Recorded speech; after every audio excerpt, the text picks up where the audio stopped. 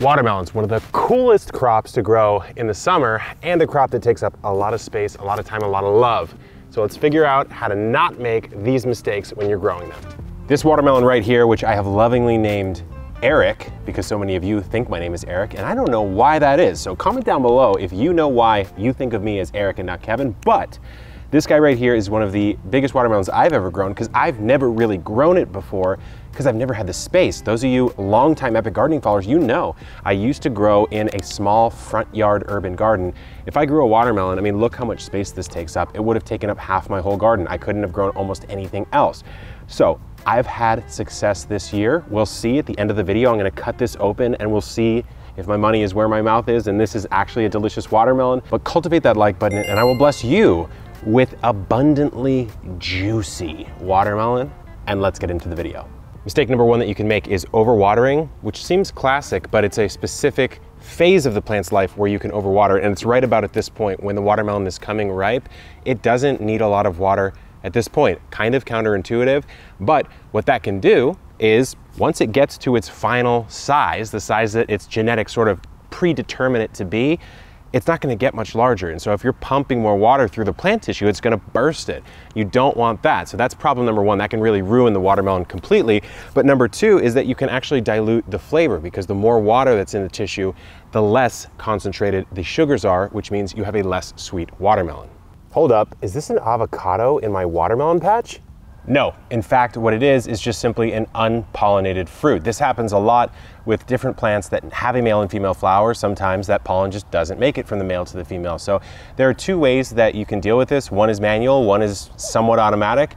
The manual one is just a hand pollination method. All you'll do is grab pollen with a toothbrush or a Q-tip, something like that, from a male flower when you see it open and bring it over manually to the female flower and brush it inside. That'll guarantee pollination. And then what you can do is what I've done here and just put in some pollinator attracting plants. Like these sunflowers are fantastic, really so many different plants. We have videos on that here on the channel, but that'll do it automatically because they're going to be here buzzing away, drinking of the fruit of the sunflower, and they will say, hey, look, there's a male flower, let's go ahead and pollinate, and job is done. Mistake number three has to do with disrespecting the watermelon's name. Watermelon. Water those melons, guys. You can underwater them. It is certainly possible. They are 90% water, and it seems obvious that this would be something to avoid. Nevertheless, what happened to me here in this patch? I underwatered my watermelons and they got off to a slow start. So there's a couple things that you can do to mitigate this. Of course, maybe your soil mix is a little bit off. You might need to fix that. But something that we've done here at Epic Gardening is we created mounds. We watered in a mound. So we created like a little hill here and then made a depression and sowed our seeds in that depression and then also mulched the depression. So you're kind of creating a volcano with a crater at the top, and then you're going to put 5, 6, 7, 8, 9, 10 watermelon seeds in here, and once they germinate, you'll then cull it down to about 3, maybe 4, and keep that nice and well watered. I don't really feel that there's a huge need to mulch the entire patch, but I do think mulching the inside of that basin with some straw or some micro bark or something like that can really help keep these well watered, especially early on in their life. They need a ton of water to throw out all these vines, all these leaves, to generate enough energy to create those big honking monsters back there. Mistake number 4, what if you actually do get some watermelon fruit, but they are small and tiny like these? Well, these ones are actually a small variety, but in your case, it might be that you're letting too many fruit per vine or per plant. Generally speaking, you're gonna wanna let maybe 2 fruit per plant, up to 4 if they're a smaller variety. So for this one here, I can let 4 go because they're about, I mean, honestly, they might be just an inch more in diameter than that size at their final size.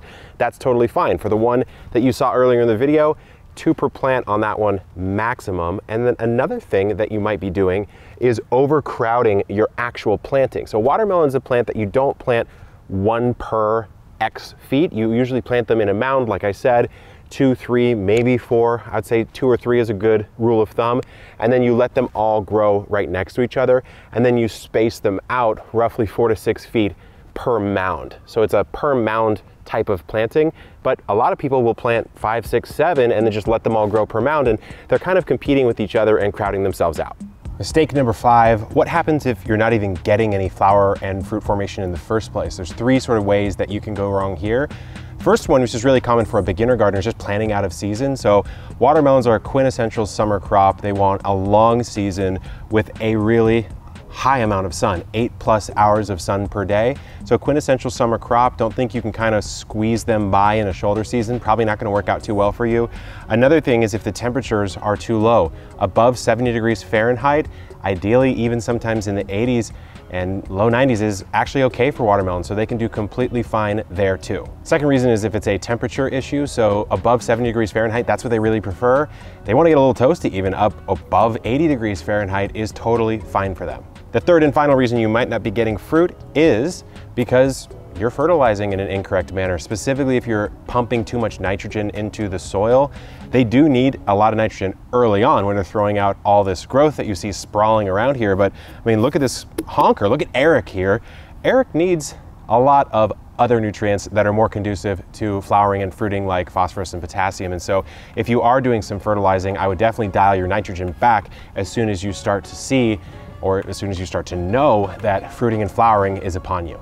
Mistake number 6, the one you've probably been waiting for. How do you know when your delicious, voluptuous, juicy, succulent watermelon is actually ready to harvest and you don't harvest it too early, you don't harvest it too late? I'm gonna show you 3 different ways to know.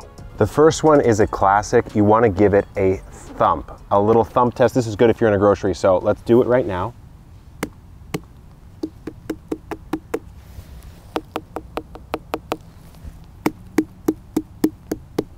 Has a bit of a hollow sound. The thump test, one way to know. The second way to know is to look at the difference between the stripes. Now this is a different style of watermelon, different cultivar. The one you see over here is closer to a more classic look. When you see it really shiny, then that's a good sign it's not ripe yet. When you see it dull and the difference between these tones from dark to light starts to get a little bit more mellow, then it's a good indicator. Another way to know is to check what's called the field spot. So the watermelon's just sitting like this until you decide to move it. And so it's going to develop a different color on the bottom of it like this.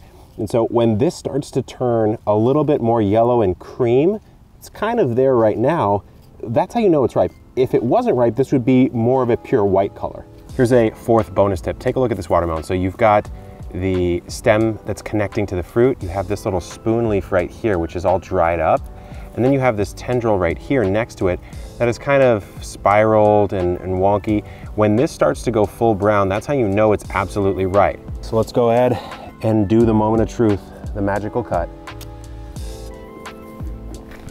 Okay, the moment of truth is here. Did I make a mistake on this watermelon? Or am I living the dream of dreams by growing my very first massive watermelon? Probably not the best place to cut this, but I don't really care. Let's go in. Ooh.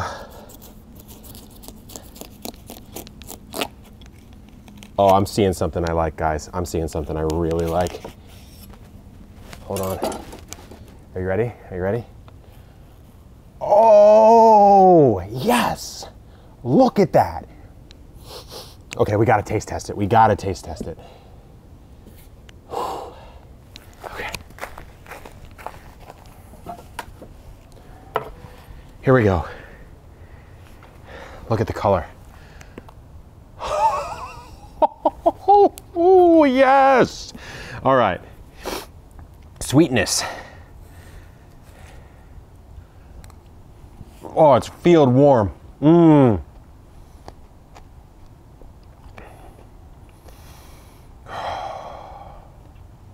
That's so good. That's actually, and when you grow it yourself, you know, cultivate that like button for delicious, juicy, sweet watermelon.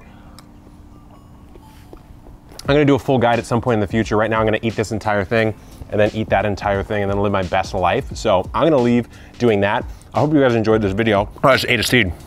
Good luck in the garden and keep on growing. Mm-hmm.